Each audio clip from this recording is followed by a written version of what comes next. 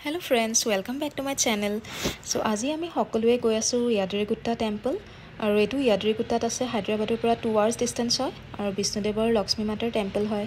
So আমি এতিয়া সকলোৱে ৰাতিপুৱাই ওলাইছো একো নোখোৱাকৈ ওলাইছো আৰু ৰাস্তাটো খুব ধুনিয়া হয় বলক আপোনালোকক দেখাও গৈ।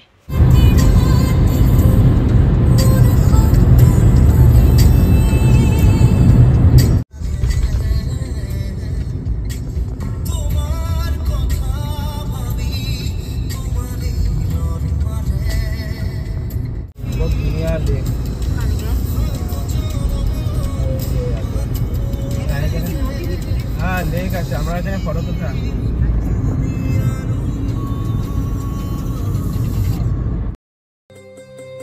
আৰু এতিয়া আমি মন্দিৰৰ গেট আহি পালোহি আৰু ইমান যে ধুনিয়া এটা দৃশ্য মন্দিৰৰ গেটখন তো ভাবিছো ভিতৰখন আৰু ধুনিয়া হ'ব নিশ্চয় তো বলক সকলোৱে চাও কেনেকুৱা হয় মন্দিৰটো। এয়া দেখিছে নহয় কিমান যে ধুনিয়া এটা মানে পিসফুল এনভায়ৰনমেন্ট আৰু ইমান ডাঙৰ কেম্পাছত মানে বনোৱা হৈছে আৰু টেম্পল ডিজাইনটো এটা সাউথ ইণ্ডিয়ান ট্ৰেডিশনেল স্কাল্পচাৰ বা আৰ্কিটেকচাৰত বনোৱা হৈছে আৰু এয়া মোৰ মা লৰা আৰু হাজবেণ্ড ফটো উঠাত বিজি হৈ পৰিছে।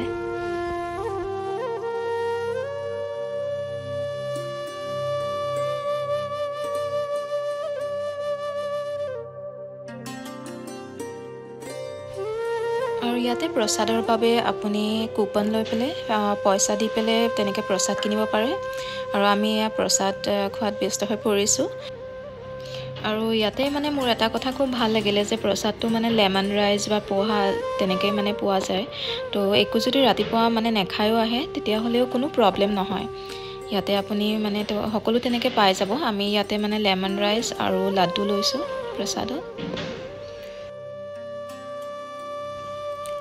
এই মন্দিৰটো সাউথ ইণ্ডিয়াত বা হায়দৰাবাদৰ পিনে খুবেই ফেমাস হয়।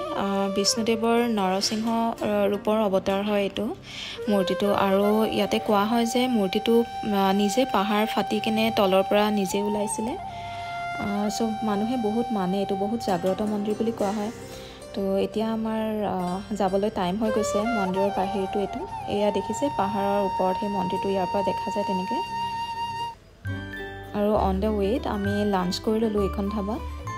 তো লাঞ্চ কৰাৰ পিছত আকৌ আমাৰ জাৰ্নি ষ্টাৰ্ট হ'ল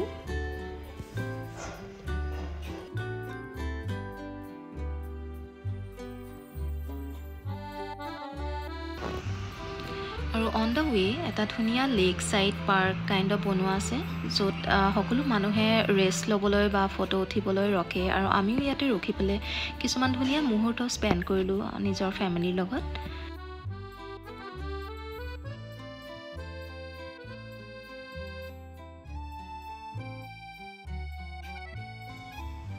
আৰু এয়া ফ্ৰেছ কুঁহিয়াৰ জুচ বনাই আছে।